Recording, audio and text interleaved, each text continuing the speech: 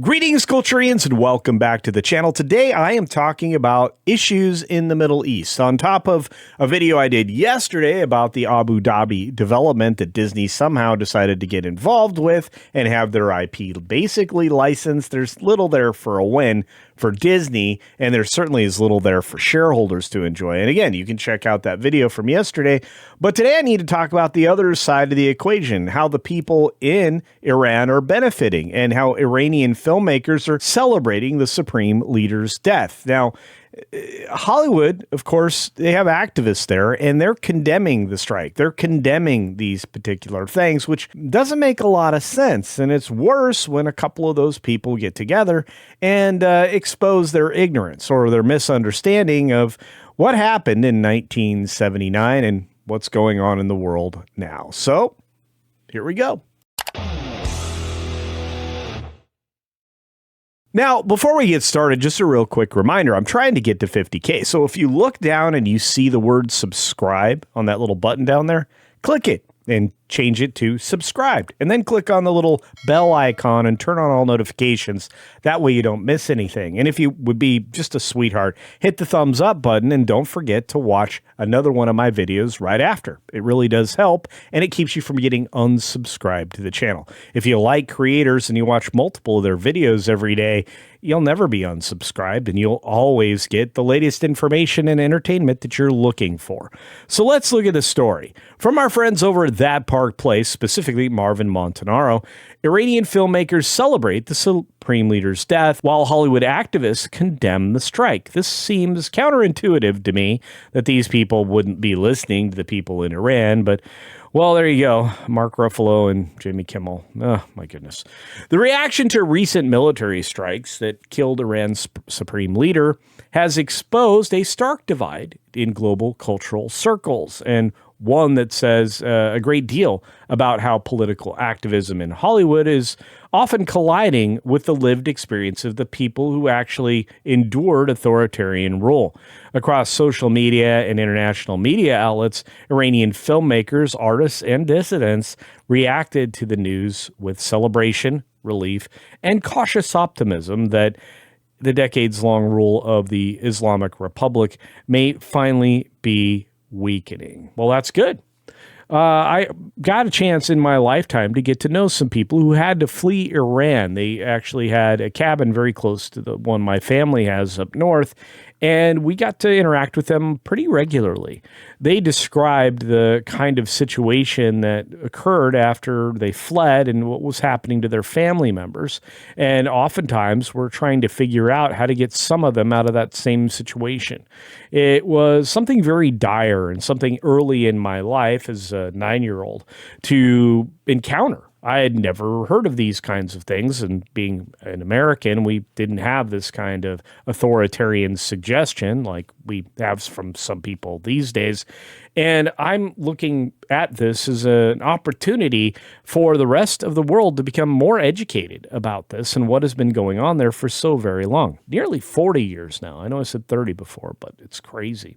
Meanwhile, in the United States, a familiar chorus of Hollywood celebrities and entertainment figures like Mark Ruffalo, Rosie O'Donnell, Cynthia Nixon, oh my goodness, and just about every single late-night host quickly condemned the operation because they're, well-known geopolitical authorities that you should be listening to.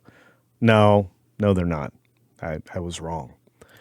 The contrast between the reactions reveals something uncomfortable for the American entertainment industry. The people most directly affected by the Iranian regime often see the situation very differently than the activists supposedly speaking on their behalf. And isn't that just the problem? A lot of people, they come at these issues with bringing their own, prejudices to the situation, which they don't recognize, and trying to speak with some authority because they are quote unquote educated. And this is the problem with the American education system these days. You are forced through a particular process that's oftentimes basically just activists operating as professors with really strange opinions on the way the rest of the world works and why the United States is so very bad. And I think a lot of people who would try to pretend that the authoritarian regime, the theocracy that was being operated in Iran, was a good thing.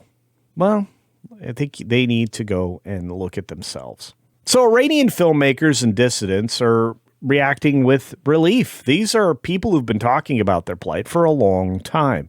And the filmmakers, writers, artists, the people who have worked in filmmaking, talk about the country's censorship, the repression, everything that got taken away when the authoritarians came in. And if you're unfamiliar with that, go back and take a look at what Iran looked like in the 70s prior to 1979. It looks very different then than it does today. And I have to tell you, it's a stark contrast that I think people need to educate themselves on to become more familiar. And there are people actually in our own sphere, our own fellowship, who went through some of these terrible things in their life. And you might be familiar with a few of them. You should listen to their opinion before you listen to anyone else's, including mine, because they'll tell you exactly what they suffered. For many Iranian creatives who built their careers outside of the country after facing state censorship and prosecution or persecution, the regime's leadership has long represented the force responsible for crushing artistic freedom, and pretty much any other kind of freedom, to be fair.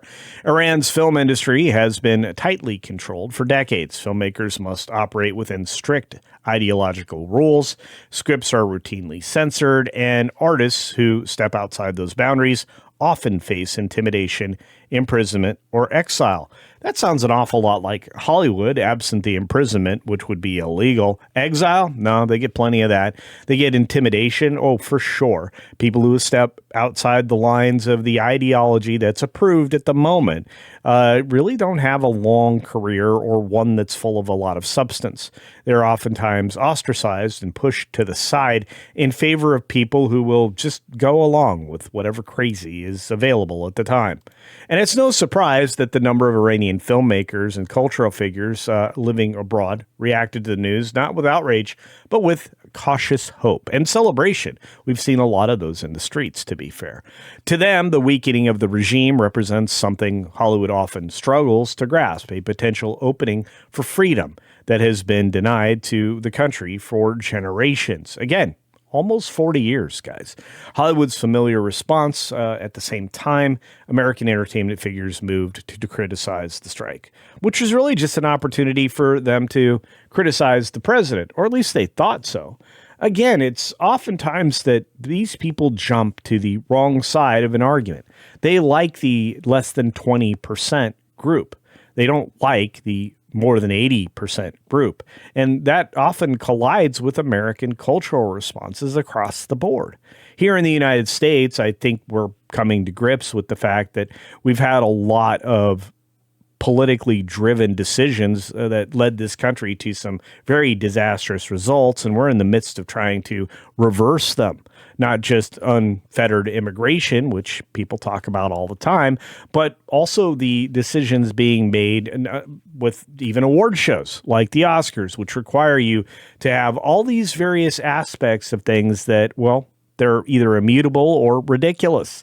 And no matter what, it doesn't really fix the problem of creating better entertainment. In fact, we're about to get the Oscars here in the next couple of weeks, and I don't really look forward to realizing who any of the winners were. And I think a lot of people are going to be disappointed. Anyway, those are my thoughts. What are yours? Do you think that the talking heads, especially on the talk shows, should just shut up about this since they know very little? They've done very little research, and they've just been performative in everything they have been doing. Or do you think, hey, it's a free country, you have free speech, talk about whatever it is, even if you don't know anything about it? Well, maybe that's some people's opinion. But it's definitely not in service of an industry. At least I hope you can agree with me on that. On that note, be sure to take care of yourself, take care of others. And until next time, well, skip the evening shows or late night. That's probably your best bet.